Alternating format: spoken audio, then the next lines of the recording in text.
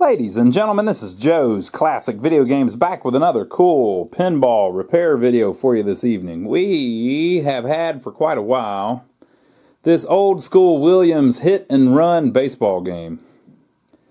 We bought this a few years ago and it's been sitting around waiting for us to fix it. And today's the day. We're going to start working on it. We've been working through some of our other projects and finally got to this one. Sometimes if we see a good deal on one and we think somebody's going to do something rash, like part it out or trash it or something, we step in and try to save it. So that's what we did in this instance. A gentleman was selling it, and it's a cool game. I really like the game, but it's pretty worn, so it needs a lot of cosmetic attention. I don't think it's really going to need all that much electronic attention, but we'll get to that whenever we get to it. These baseball games really don't have a ton in them, but the first thing we're going to do is cosmetically make her look pretty. So whenever you're working on a game like this that it doesn't really have a ton of value, so it's not a super valuable game or anything, it's not all that common. They didn't make a bunch of them. They don't really make parts for it, so you can't get like new side art or anything like that. Some of the generic parts, of course, like the rubber rings and all that, of course you can get. But a lot of the stuff, and Williams made a whole bunch of baseball games, so there's a bunch of them like this. They just don't have the same art. So if you have cosmetic issues going on, you kind of have to fix it yourself. You're not going to be able to buy a cheap way or an easy way out of it. So basically, we've got some issues with the plywood here. It's probably going to need some Bondo. It's all pretty solid, but it's beat up.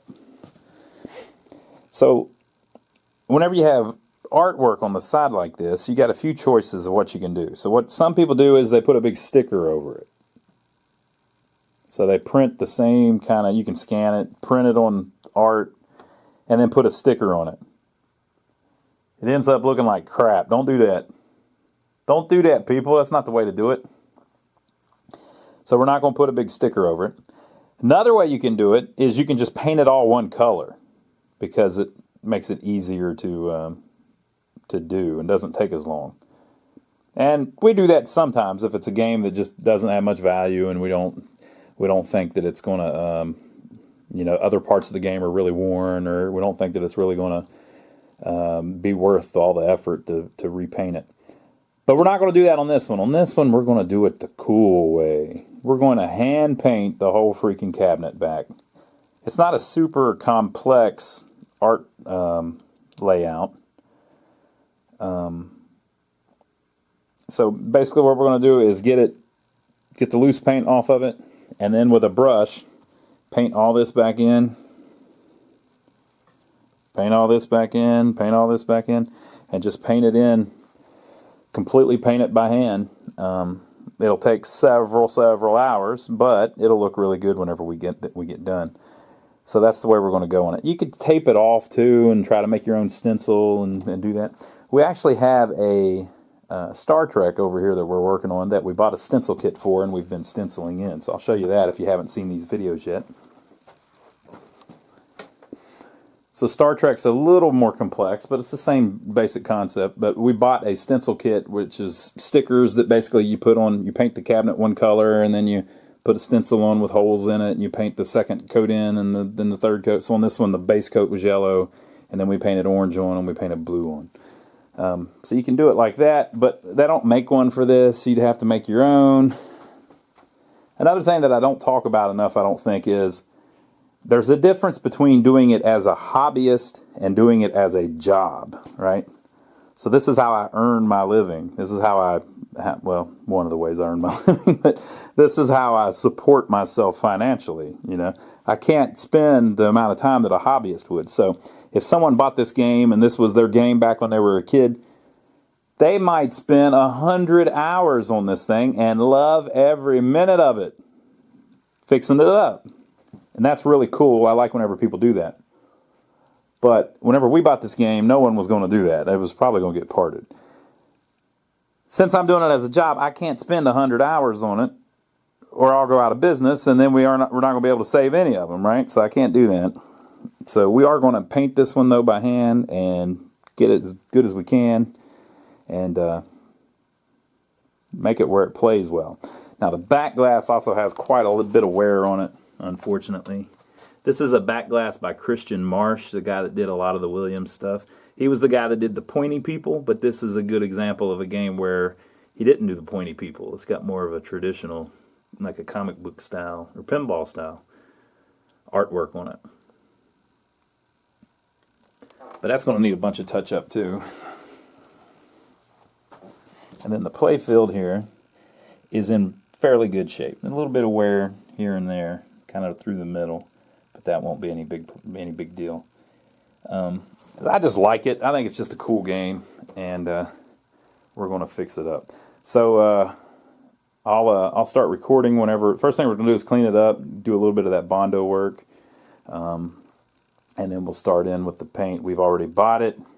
We just basically got a color wheel and a color wheel, and matched up the colors the best that we can, and it should look at least similar to this original color, but we figured for posterity's sake we'd film a little video showing what it looked like before we started. Pretty rough. Oh, let's see what the back looks like. The bottom's pretty decent, and then let's look in the back of the back box.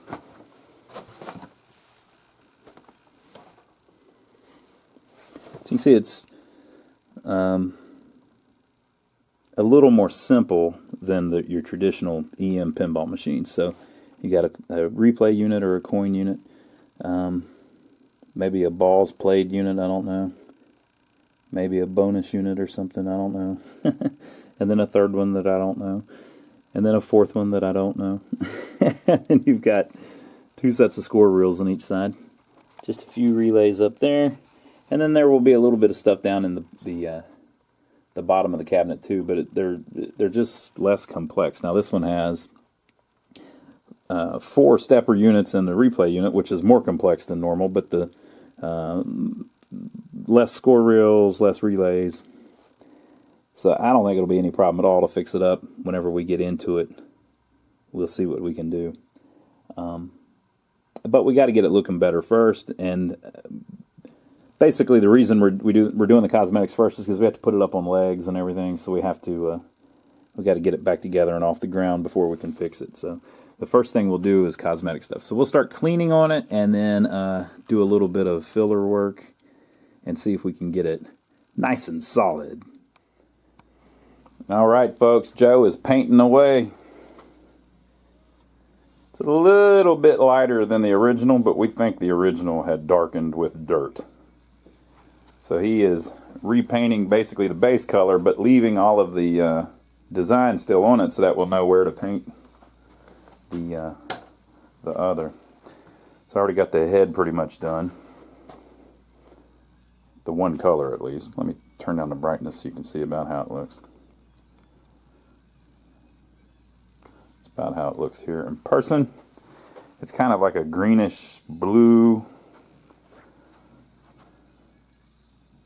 I think it's a pretty good match. So that's new. That's old.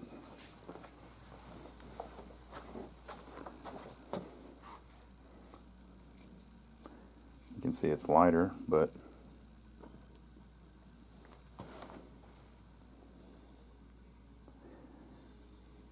easy does it.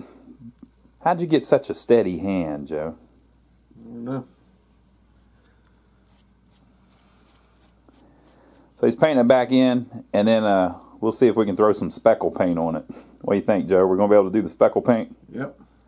We're going to put some speckle paint on it, so we'll talk about that a little bit.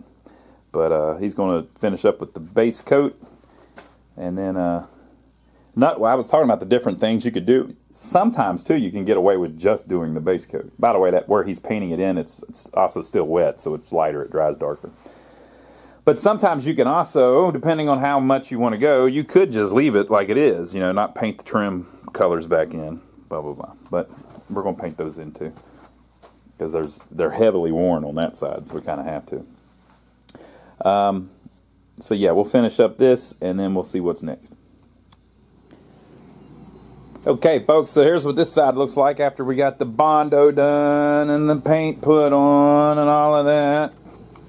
Back looks a lot better, but not perfect, because it's the back of the machine, people. You don't have to go crazy on it. So we painted in the main color. Of course, we have to go back and do this. But if you look at the original one, it had little dots on the paint. Splatter paint. Which is still there on the paint that's left. So there are little dots of white paint all over it. Now the reason they do that is because it kind of hides imperfections in the paint and in the plywood, and believe me, there's plenty of imperfections on this one. So we're going to put the splatter paint back on it. Now how are we going to do that? You can do it with a toothbrush. If you take a toothbrush and get some paint on it and then kind of flick the bristles, it'll splat the paint off. So that's what we're going to do. So we're going to put splatter paint on it, and then we're going to go back in and put in the darker green and the red, and we'll see what we end up with. All right, folks, so here goes. We'll try not to get paint all over the camera. We're going to get it all over the floor, though. Toothbrush, paint all over it.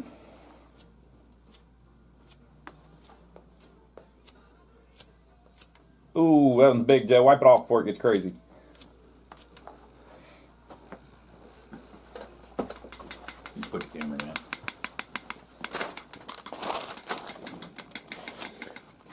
Well, I got to put a red one there anyway. It's good. We'll keep at it. Went a little heavy on that part. It makes the biggest damn mess in the world, but you get little white dots all over the paint. That's what you're looking for.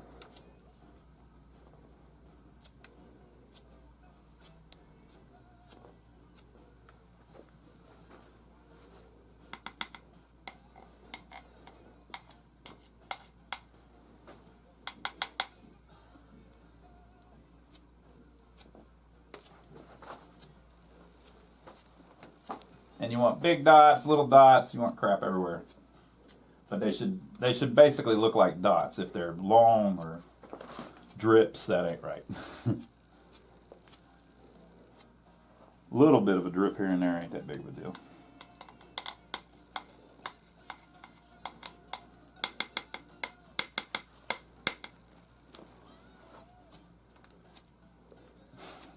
Ooh.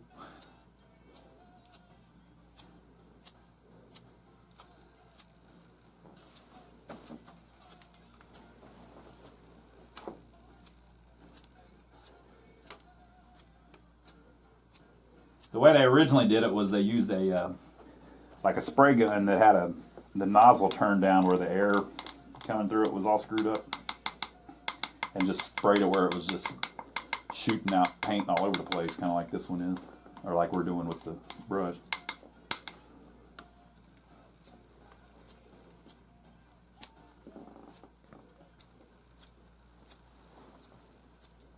And just like Bob Ross says, there's no accidents. Wait a minute, what did he say? There's no mistakes, just happy little accidents. All right, we're going to keep on and do the rest of it, and then we'll be ready for the other colors. Okay, folks, so we got it splatter painted up. There's little white dots here and there. Kind of hard to see it. Let's see. I'm trying to get the color about how it is here in person. It's more green than it looks on the camera. But just little white dots everywhere now.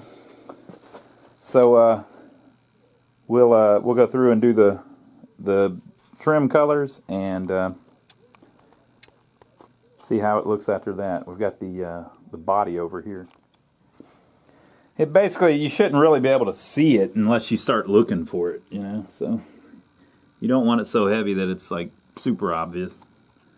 It was supposed to be like to kind of help play a trick on your eyes so you wouldn't notice all the imperfections on it. So that looks good. We'll do the trim and then pop the head back on it and see what it looks like with the other colors in it.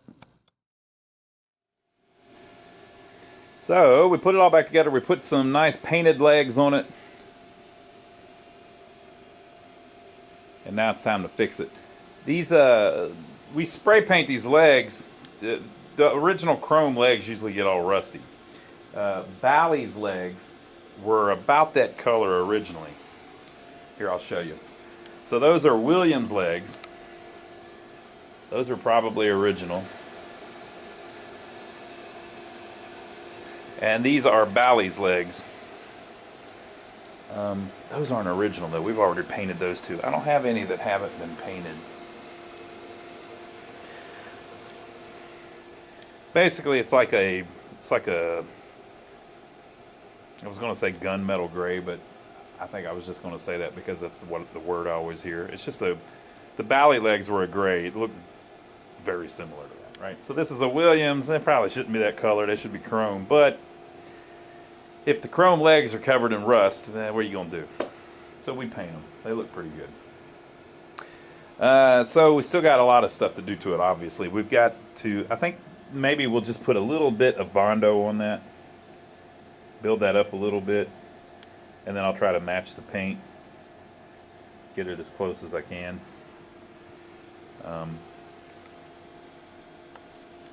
But yeah, I like it. So you saw how we did it. We just painted it in by hand. It's not perfect. The splatter paint probably would have been better if it was a little thicker. But it is what it is. So let's look inside of it again. See what's underneath this playfield. And we can kind of get an idea of what we need to fix and start working through it a little bit. But I think what I want to do is look inside of it, make sure everything's cool, and then plug it up and just see if it does anything, just for giggles before we start. Alright, so we did the first part of the video a while back, so I don't know if I showed the inside. I don't think that I did. But this is a wide body, so it's basically as wide as the head is. Right? And it's kind of packed. There's a lot of stuff in there. So let's count them. 1, 2, 3, 4, 5, 6, 7, 8, 9, 10, 11, 12, 13, 14, 15, 16, 17, 18, 19, 20, 21, 22, 23, 24, 25, 26, 27, 28, 29, 30, 31, 32. And several of those are latching coils. So it has 2. So there's 32 relays just in the bottom. It's score motor, but it's pretty simple. Not a lot going on there. But yeah, 32 relays. That's pretty stout. Then here on the bottom of the playfield, there's 4 more.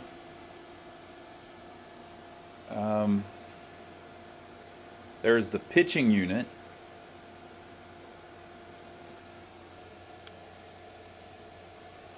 There is the bat, and there is a stepper unit there. That's probably like a mixer, I would guess. Is that a mixing unit? No, it's the man-run motor. So they're using that to move the lights. Very cool. This pitching motor is a little simpler than the ones on the earlier machines.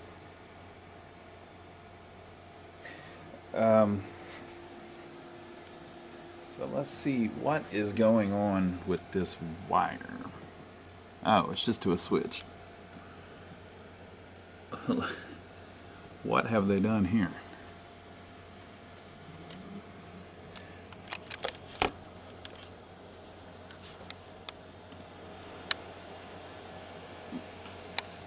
Okay.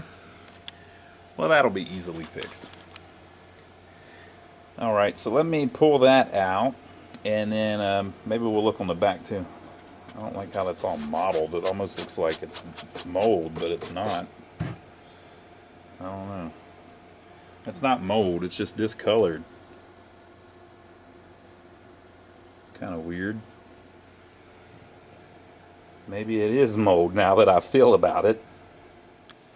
I forgot we're going to try to turn it on first, so I'm not going to pull the playfield yet. But I'll vacuum some of this dust off. A little bit of touch-up work that I need to do. Doesn't look like it'll be too bad. It looks like maybe it got wet at some point or something. And back here, just a bunch of dirt. There were a few things in it. Just the tags for the harnesses. It's a door,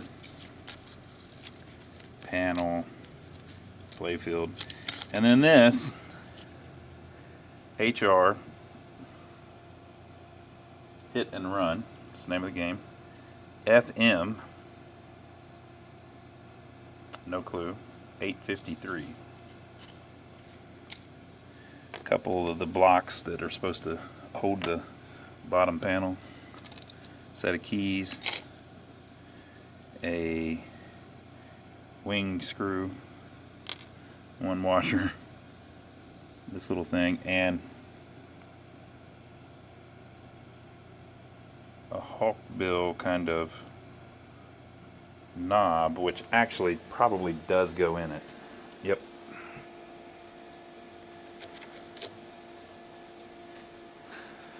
Makes sense?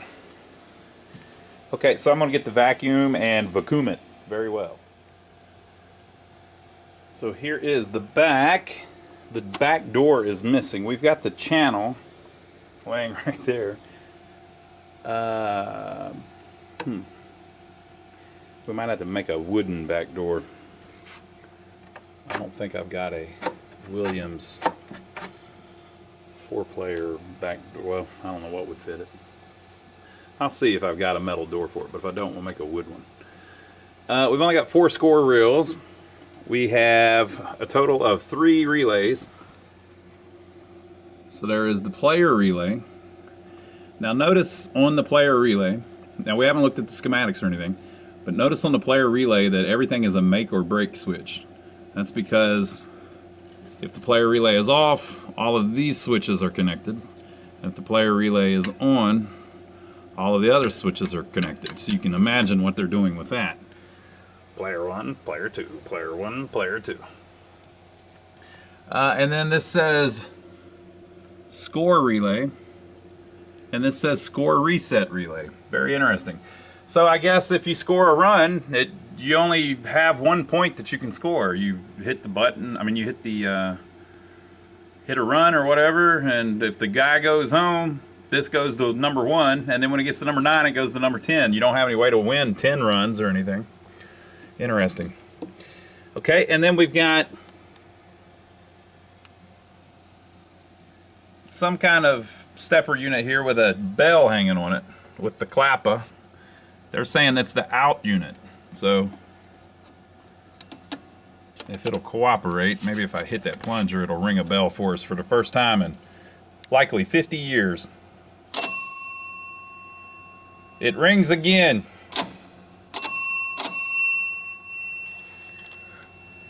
Okay, and then you have a similar one here, but with no bell.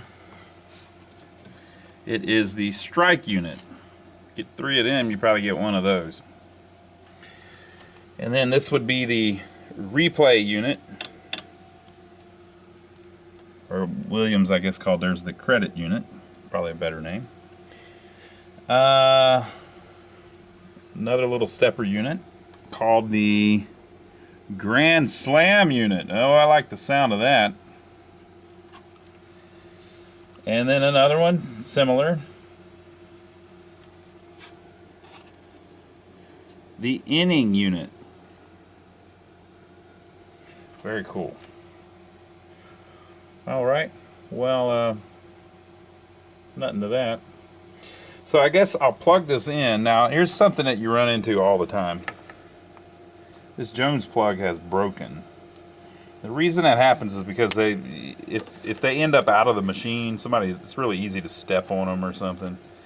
If it's like this, usually you're all right. It'll just go right back in. You don't have to even repair it since it's a clean break. There's no traces or anything. It's just the wires go into pins. So it's obvious how that one goes, you know. So we won't have to do anything to that. But worst case, you can replace the things. You can put a new one on there, but I think a different one on there. But I think you have to use used ones. I don't think anybody makes them new anymore. So I'm going to plug that up just the way it is. Now you can tell it's not going to work because of all of the corrosion and stuff on the pins. But we'll see if it gives us any little hint of life. And I'll let me vacuum this up a little bit, and then we'll see if she'll cooperate at all. Okay, so I plugged the Jones plugs in, sat it back down, haven't turned it on yet, plugged it into the wall. Now, this part of the video, this is always like the PETA part of the video. So PETA runs those commercials where they have the dog that's been horribly abused or neglected, and it comes limping out, and it's just barely moving, and they're saying, won't you please send money to help, and all this. I hate those commercials. I just think I hate the way they do it. There's nothing wrong with donating money to animal charities, of course, but I just hate the way they, like, it's just horrible. I think the commercials are horrible.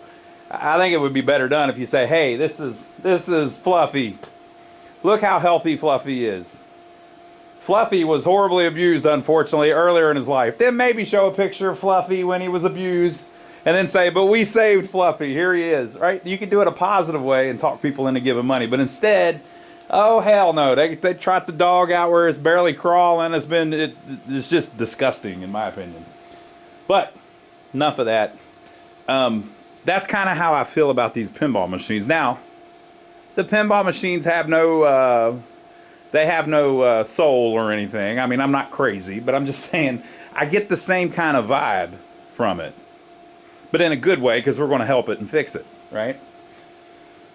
So it would be like you roll up and you heard there's this dog being abused, and you roll up and the dog comes walking to you and he's been horribly abused, and it gets over the gate, and you say, you know what? We're going to take this dog home, and we're going to take this dog straight to the vet, and we're going to save this dog's life. And the power that you feel in that, right? That's how I feel whenever we plug in these pinball machines. Like I said, don't get me wrong. A dog is a living animal, a living inanimate object, and these are not. But think about it this way. These machines were built by human hands.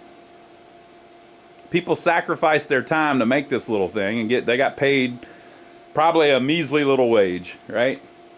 And the whole purpose of this machine is for people to have fun and to enjoy it and to make the operator money. And, you know, it has kind of like a carnival atmosphere, and, you know, that's just the purpose of these, is to have a good time and to enjoy them, right? Kind of like how a healthy dog is always happy and always, you know, in a good mood and glad to see you got home and blah, blah, blah, right? So this thing has been horribly abused. It's seen a lot of hours, right? And it's been stored, who knows how long was the last time that this thing worked. I don't know if I showed you the back glass, but the back glass is pretty rough. All of that's flaked. Unfortunately, the bat has flaked, which is also the skin tone, which is flaked. Also, the uniform has flaked. The umpire over here, a lot of that's flaked. The catcher, a lot of that's flaked, and even the pitcher, a lot of him is flaked. So this thing, you know, it's going to be pretty rough. I probably did show you this. I don't know if that's a plastic missing and they just made one, or if there never was a plastic over there, or what the deal is, but the thing's seen better days, right? So I have found that whenever you turn them on after they've been sitting a long time, what'll happen is something will try to work again. Kind of like how the dog comes crawling over for help, right?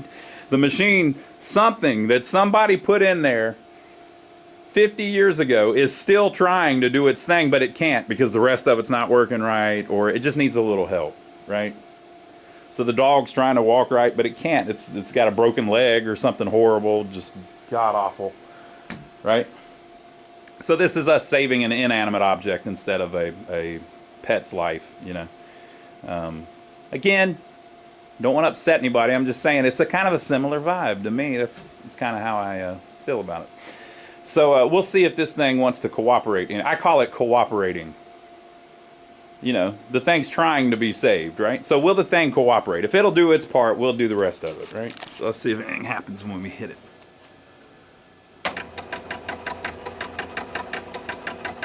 Huh? Score motor's running. And we have one sole light bulb. The number 3 bulb said, hey, there's life in here. Merry Christmas, everybody. Oh, there's 2 lights. The stop action light, the 3 bulb, and then the press to pitch and press to bat lights are blinking because the score motor's turning. That's all it's got, folks. That's all that's left, but it's trying, right? It's trying to help us, so we'll have to help it. Very cool. So in a similar vein, there was this old Alfred Hitchcock Presents show. If you've never seen that, it's awesome. I think they're all black and white. And every year of the show, Hitchcock himself would direct one of the little shows. So it was kind of like the Twilight Zone, little 30-minute long presentations. And then I think later on they were an hour long. But anyway, the one I'm going to talk about was 30 minutes long. So Hitchcock, you know, the guy was awesome in my opinion. I love that kind of stuff. And of course, he didn't write them, but I guess he would just find the best story, and that would be the one he wanted to direct. So there was one episode, and this is going to be a spoiler. So if you're still interested in watching Alfred Hitchcock Presents from 1963, don't listen to me right now, if I haven't already offended you with my dislike of PETA commercials. So on the show, you know, he would direct these really interesting little 30-minute deals that were like the Twilight Zone. And there was this one episode that's like really memorable. So this guy, I don't remember all the details. I'm gonna screw this story up, but I'll tell you, it relates to this. I'll tell you. So it's just something that's made an impression on me in my life. This guy's driving down the road. There's a sign that says "Road Detour" or something, and I think he's driving in a convertible, and up it says "Road closed up ahead, detour." And so he turns. And something happens, and he ends up wrecking. And so the next thing you see is you see the car, and it's all mangled and messed up and everything. And then you see from the guy's point of view, and he's like looking at the sky like this. It's quiet. And then you start hearing this kind of inner dialogue where the guy's talking, and he can't move. The steering wheel has broken his neck, and he's stuck. This is like our most morbid video ever, but it's an interesting story. He's stuck in this car, right? And he's just looking at the sky. And of course, Hitchcock directed this. And he's talking, "Oh no, what happened?" Blah, blah, blah, blah, blah. You know, it's all this kind of stuff. And finally, somebody comes by, and he's like, "Oh, help. I think I hear somebody," right? And they come up, and it's, I think it's escaped convicts or something's going on, and they steal the tires off the car or something, or the hubcaps off the car or something like that, and they don't help them. And they run off, right? And then, you know, so now he's staring at the sky a little more, and he keeps thinking, and blah, blah, blah, blah. And finally, here comes somebody, and it's the police. And they figure it all out. Oh, and they're looking over him, and they're looking at his face, and they're like, "Look at this poor guy. Oh, man, I'll bet he didn't even know what hit him." And the guy's going, "No, you fools, I'm alive, I'm alive." But he can't move, he's paralyzed, right? And so they load him up, and they take him to the morgue. And he's on a table in the morgue, and now he's just staring straight at the ceiling, right? And you hear the coroner or whatever talking in the background to the assistant and everything. And I think they showed, you know, it's very artistic, so it's showing him going down the hallway, and you know the ceiling's going by as he goes down the hallway and all this stuff. I'm no Hitchcock, people. So he's laying there on the table, and the assistant comes in, and he's, you know, getting ready to do whatever they do. And he's leaning over him, and as he's leaning over him, he goes, wait a minute. And then he goes, is that a tear? And he sees a tear coming out of the guy's eye. And he yells to the coroner, "Hey, Bob, this one's still alive," or something like that, and it goes off, right? So the only way that the guy couldn't move, he couldn't communicate with anybody, but one little tear rolled down his cheek, and the guy could tell he was still alive, and it saved his life, right? That's what's going on here, right? The thing's dead, but it's screaming at you. "Oh man, help me, please." That's its tear right there. The number 3 light still working. So anyway, I hope you understand what I'm trying to say, people. It's all in good fun. So we'll fix this thing up. So that's the first video. I hope you liked the transformation on the cabinet. I'm gonna turn it off before it burns up something. But we'll do what we usually do next time. We'll work through all of the relays and see if we can get it a little further along. Surely, more than 2 of the light bulbs are not burnt out. It's just whatever turns them on isn't turned on. Those Jones plugs too, if they're not making good contact, it could be that the power passes through those and it's killing all the lights on everything because the power can't pass through those Jones plugs. And it could just be fuses. I've decided what I'm trying to do on most of our newer videos is I want to plug things in because I want to see what the customer or the... I didn't find this game. A guy had it for sale and we got in touch with him. But, you know, he likely plugged it in and this is what he was able to see. Or the last person that had it that plugged it in, this is probably what they saw. It may be worse now than it was then. But that's interesting to me. I'm trying to get in the mind of the customer, like how they saw it, or the client, whatever you want to call them, the guy I bought it from. We actually own this, so it's not a customer's, but I want to kind of get in their mind how they saw it, like what was wrong with it. So on this one, it's obvious everything's wrong with it except for a couple light bulbs and the score motor. But that's good. You know what the most expensive thing would be in the game would be probably if the score motor was burned up. So it's not. I hear it scoring. It's trying to score. So I hope you enjoyed it so far. We'll be back tomorrow probably with the next video in this. Make sure to give us a thumbs up for taking the trouble to film it for you. We didn't have to do that, people. Come on now, people. We didn't have to film this. You know how much extra time it took? And now I'm telling you all my stuff about how I hate the PETA commercials and how I love Alfred Hitchcock Presents.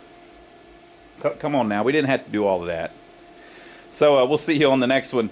Leave your comments below. Hey, if you want to support our channel, there's a link down below to Amazon. Use it when you go to Amazon. Don't type Amazon.com. Don't do that even once. Use our link and it gives us a little piece of whatever you buy once you go there. You don't have to sign up for nothing or anything. It just remembers it because you click the link. That's all you got to do. So we appreciate everybody that's been doing that. And last but not least, don't forget to check out my brother Donnie. We work on pinball machines, arcade games, and jukeboxes here at Christmas. And he works on vehicles, old buildings, all kinds of cool stuff. I'm usually over there with him on the channel. Now, people, if you're watching this and it's not Christmas, it was Christmas. Just remember it was the last Christmas that you had. So if you're watching this 10 years from now, Merry Christmas 10 years from now. We'll see you on the next video. I can't wait to get this thing up and running. Very cool. I'm glad it's limping along and trying to let us know that it's still in there somewhere. Hit and run.